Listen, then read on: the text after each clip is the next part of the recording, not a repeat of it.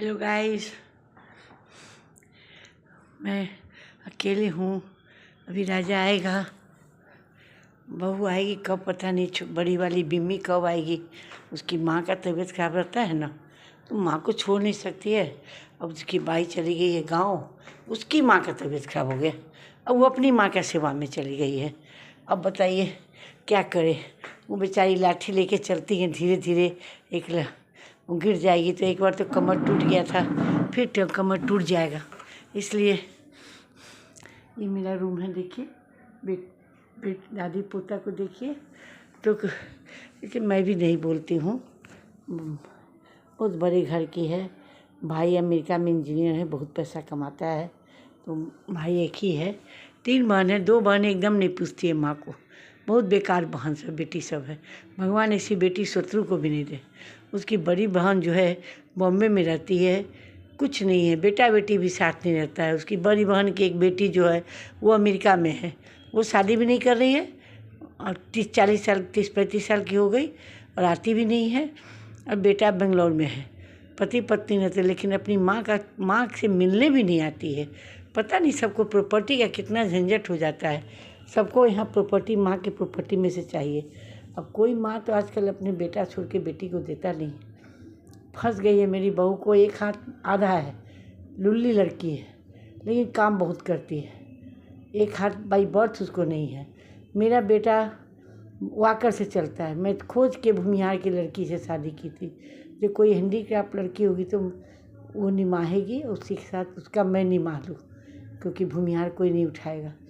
तो दोनों अच्छे से रहते हैं। ओमकार भी, वो भी रहते हैं अच्छे। ओमकार का काम करती है जहाँ साथ में रहते। लेकिन छोटी बहन है, उसका हस्बैंड मर गया। एगो बेटी चली गई बेंगलोर, और बेटा को लेके हाजीपुर में, मुजफ्फरपुर में ही पढ़ा सकती है।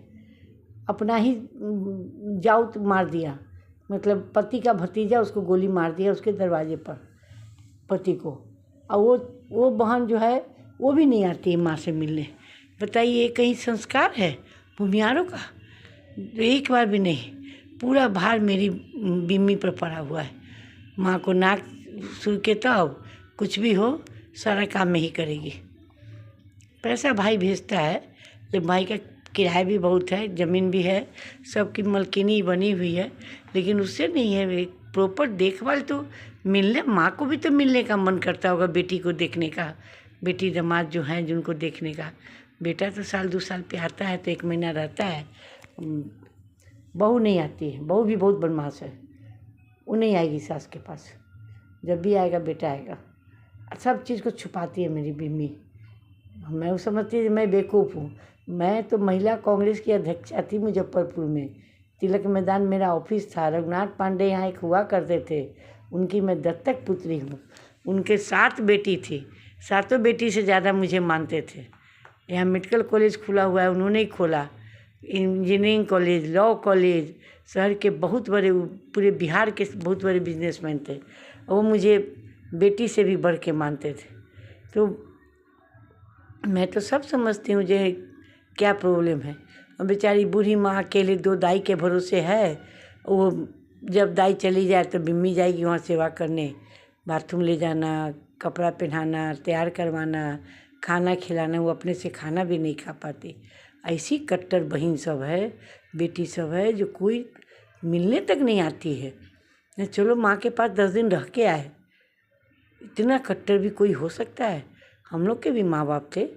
हम तो अपने माँ बाप का बहुत सेवा किए। अपने यहाँ ही बुला लिए। नहीं जा पाते थे तो पापा को मैं 6 महीना अपने पैरालिसिस मारे रहता, पापा को अपने पास ही रखते थे। माँ, इसी शहर में मेरा मैके भी है। 3-4 मकान है। गोदाम जो मेरा गैस का है वो भी पापा का ही बनाया, उन्हीं की ज़मीन है। और उधर 5 एकड़ ज़मीन है। तो मेरा तो व्यापार है, बहुत हंगामा भी रहता है गैस के लिए। तो मैं जा नहीं पाती थी हस्बैंड को छोड़ के। बच्चे शिमला में पढ़ते थे, बिशप कॉटन स्कूल शिमला में, बहुत बड़ा स्कूल है, 1856 की स्कूल है। मैं और मेरे पति रहते थे। तो मैं अपने पापा को अपने घर में रखती थी। 2 नेपाली लड़की थी, जवान। मेरा भी सेवा करती थी, पापा का भी करती थी। 6 महीना यहाँ रखती थी। फिर भाई ले जाता था। कभी कहा जब मम्मी दीदी इनको कुछ दिन के लिए तुम आ जाओगी, नहीं लाओ हम ही लाते। लेकिन ऐसी कट्टर बेटी सब है जो माँ से मिलने नहीं आती है। फंस गई है मेरी बहू। अब बहू के कारण बेटा भी फंस गया, तो मैं अकेले हो गई। मैं क्या करूं? सारा खर्चा देती हूँ, सब्जी भी भेजती हूँ, चिकन भी भेजती हूँ, मछली भी भेजती हूँ, मटन भी भेजती हूँ, लेकिन सारा खर्चा देने के बाद भी मैं अकेली हो गई हूँ। और इसी में कभी कभी बहुत रोना आता है। आज भी सुबह बहुत रोई हूँ, अपने पति को याद करके बहुत रोई। क्यों छोड़ के हमको चले गए? मैं बस अकेले रह गई। इतना बड़ा व्यापार मैं अकेले संभालती हूँ, लेकिन मेरे लिए मेरे साथ रहने वाला कोई नहीं। बस एक नौकर के भरोसे मैं रह रही हूँ। अब पैसा सबको चाहिए, हर चीज़ में पूरा हिस्सा चाहिए। खेती बाड़ी भी मुझे ही देखना है, कस्टमर भी मुझे ही देखना है। सुबह सुबह मैं बोली भगवान मुझे उठा लीजिए, मैं मर जीना नहीं चाहती हूँ, लेकिन क्या करूँ? मजबूरी है। जब पोता पढ़ रहा है, उसकी पढ़ाई ना डिस्टर्ब हो। कुणाल भी बीमार पड़ गया है, उसको किसी तरह हायर एजुकेशन में पहुंचा दूँ, उसके बाद भगवान मुझे उठा ले। मुझे नहीं जिंदा रहना है। मैं क्या बोलूँ आप लोगों से? मैं अंदर से बहुत दुखी, बहुत दुखी।